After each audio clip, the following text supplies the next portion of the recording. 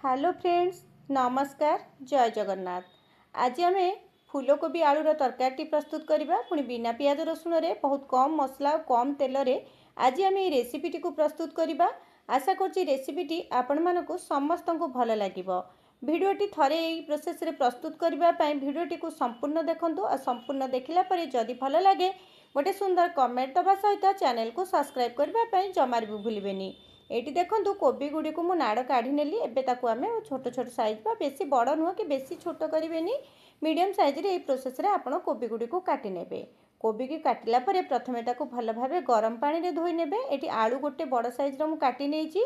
कोबी रे एबे लूण आ हळदी देई कोबी टिकु आमे भल भाबे हाथ रे मिसेई नबा।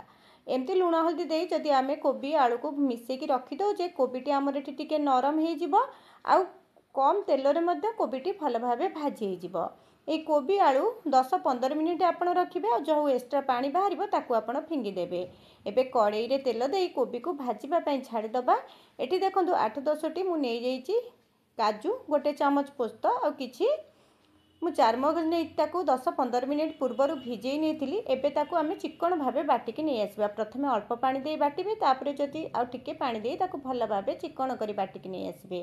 देखंतु हमर एठी पेस्ट प्रस्तुत हो जाइए। कोबी आड़ को आपण मझिरे मझिरे एमती मिसेई नौथिबे। घोड़नी देई ताकू भल भाबे भाजी नेबे जे पर्यंत कोबी आ आलूटी आपणकर लाल न होईची। देखंतु केते कम तेल रे एठी कोबी आ आलूटी को मु भाजी नेली, कारण आमे जेहेतु लूण हल्दी देई ता गोळेई की रखिथिले सेति पई कोबी आ आलूटी मध्य कम समय रे भाजी हे गला आ कम तेल रे मध्य भाजी हे जिवो। सेई कड़ाई रे मु अल्प टिके तेल देइची। एबे आमे सेतिरे दुईटी काटी रखिथिबा टमाटो को देई दबा। टमाटो देला परे ताकू घोड़नी देई आमे टमाटोटी को नरम हबा पई छाड़ी दबा। टमाटोटी नरम हे गलानी। एबे ताकू लुहा खड़िका रे एमती प्रेस करि नेबे। आपण चाहिले अल्प टिके अदा छेचिकी मध्ये एटी ऐड करिवे, किंतु आज मु पियाज रसुण अदा किछिर व्यवहार करिनी। बहुत सहज उपाय रे आज रही रेसिपीटी को मु प्रस्तुत करछि। टमाटोटी को भल भाबे मिसेई नेला परे अल्प टिके पानी देई देबे आ ताकू एमती मिसेई नेबे। एबे आमे सेतिरे गोटे चामच धनिया गुंड, गोटे चामच जीरा गुंड देई दबा। आउ एबे आमे सेतिरे दबा आवश्यक अनुसार लंका गुंड आउ हळदी गुंड। सब मसला गुंड देला परे गैस रो फ्लेम को आपण पूरा सिम रे रखी मसला टिको एठी मिसेइबे, कारण मसला गुंड गुडी को पोड़ी जाई पारे। सेति पई मु टमाटो रो अल्प टिके पानी देई सब मसला गुंड देई ताकू धीरे धीरे एठी आमे कसी नबा। गैस रो फ्लेम को सिम रे रखिथिबे। मसला टी कसीला परे आमे जो काजू, पोस्त और चारमगज रो पेस्ट टी रखिथिले ताकू एठी देई दबा। आउ ताकू देई घोड़नी देई गैस रो फ्लेम को सेमती आपण मीडियम बा सिम रे रखी कसिबे। ताहले जाई कि आपण को मसला टी भल भाबरे कसी हे जिवो। जेहेतु एटी काजू भाजू दिया हे तळे टिके लागि जिवो, सेति पई आपण कंटिन्यू ताकू गोळौथिबे। एबे देखंतु मसला टी हमर धीरे धीरे हेई आसिलानी। मसला टी हबा पर्यंत आपण अपेक्षा करिवे। आ टिके देखंतु मु पानी देई एठी मसला टी को भल भाबरे मु कसी नेबी। मसला टी को आपण जेते भल भाबरे कसिबे आपणक तरकारीटी सेते भल लागिबो। आ मसला कसिला बेले आपण सब बेले गैस रो फ्लेम को मीडियम रे रखी कसिबे।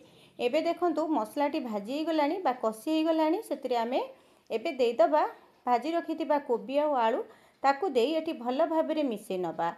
कोबी आ आलू को मसला सहित जदि आपण एमती किछि समय पई मिसेई नउछंती बा कसी नउछंती, ताहाले कोबी आलू मध्य खाइबा पई बहुत भल लागे।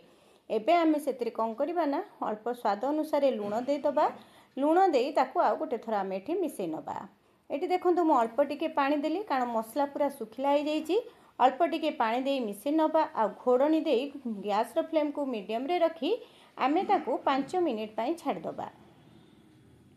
5 मिनिट भितरे देखिबे कोबी आलूटी मसला सहित भल भाबे मिसी जिवो। आ एठी कोबी आलू मध्य हमर अधा अधि सिझी जिवो। एबे घोड़नी काढ़ी ताकू चेक कर नबा। देखंतु केते सुंदर भाबे मसला गुडी को मसला सहित परिबा गुडी को मिसी गलानी बा कसी हे गलानी।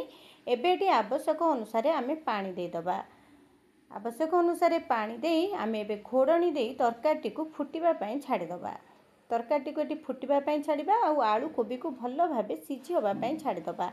आपण गोटे थर ए प्रोसेस रे करंतु, देखिबे केही भी जानि परिबेनी आमे एथरे पियाज रसुण अदार पेस्ट देइजे कि न देइजे, कारण सतरे तरकारीटी बहुत भल लागुथिला। आपण गोटे थर तो निश्चय ट्राई करिवे। एबे देखंतु ताकू मु घोड़नी काढ़ी आलू गुडी को चेक कर नबा। आलू जदि सिझी जाइथिबो ताहाले आमे एठी लास्ट रे किछि क्षीरर सर ऐड करिबा। जदि आपण पाखरे फ्रेश क्रीम थिबो ताहाले मध्य ऐड करि पारंती। ମୁଁ ଦେଖନ୍ତୁ କ୍ଷୀରର ଉପରେ ଯେଉଁ ସରଟି ଥାଏ ମୁଁ ସେଇ ସରଟିକୁ ଏବେ ଏଥିରେ ଆଡ଼୍ କରିନେଉଛି। ତାହେଲେ ଦେଖିବେ ଏଇ ସରଟିକୁ ଆଡ଼୍ କଲା ପରେ ଆପଣଙ୍କ ତରକାରୀର ଟେଷ୍ଟ ପୁରା ବଦଳିଯିବ ଆଉ ଖାଇବା ପାଇଁ ବହୁତ ଭଲ ଲାଗିବ। ବିନା ପିଆଜ ରସୁଣରେ ଏଇ ରେସିପିକୁ ଆପଣ ଘରେ ଗୋଟେ ଥର ଟ୍ରାଏ କରନ୍ତୁ ଆଉ କେମିତି ଲାଗିଲା କମେଣ୍ଟ କରିବା ପାଇଁ ଜମାରୁ ବି ଭୁଲିବେନି। ଏବେ ଦେଖନ୍ତୁ ତାକୁ ମୁଁ ଭଲ ଭାବରେ ମିଶାଇ ନେଉଛି। ମିଶାଇ ନେଇ ଘୋଡ଼ଣି ଦେଇଦେବା। ଘୋଡ଼ଣି ଦେଇ ଆଉ 1-2 ମିନିଟ୍ ଫୁଟିବା ପାଇଁ ଛାଡ଼ିଦେବା। 1-2 ମିନିଟ୍ ଫୁଟିଗଲା ପରେ ଆମ ତରକାରୀଟି ପ୍ରସ୍ତୁତ ହୋଇଯିବ। ଦେଖନ୍ତୁ ଲାଷ୍ଟରେ ଏଠି ଦେଇଦେବା କିଛି ଗରମ ମସଲା। ଯଦି ଧନିଆ ପତ୍ର ଥିବ ତାହେଲେ ନିଶ୍ଚୟ ଆଡ଼୍ କରିନେବେ। ଆଶା କରୁଛି ରେସିପିଟି ଆପଣମାନଙ୍କୁ ଭଲ ଲାଗିଥିବ। ଭଲ ଲାଗିଥିଲେ ମୁଁ ଆପଣଙ୍କୁ ଆଉ ଥରେ କହୁଛି ଚ୍ୟାନେଲକୁ ସବସ୍କ୍ରାଇବ୍ କରିବା ସହିତ ଗୋଟେ ସୁନ୍ଦର କମେଣ୍ଟ ଦେବା ପାଇଁ ଜମାରୁ ବି ଭୁଲିବେନି। ଭିଡ଼ିଓଟିକୁ ମୁଁ ଏଇଠି ରଖୁଛି। ନମସ୍କାର, ଜୟ ଜଗନ୍ନାଥ।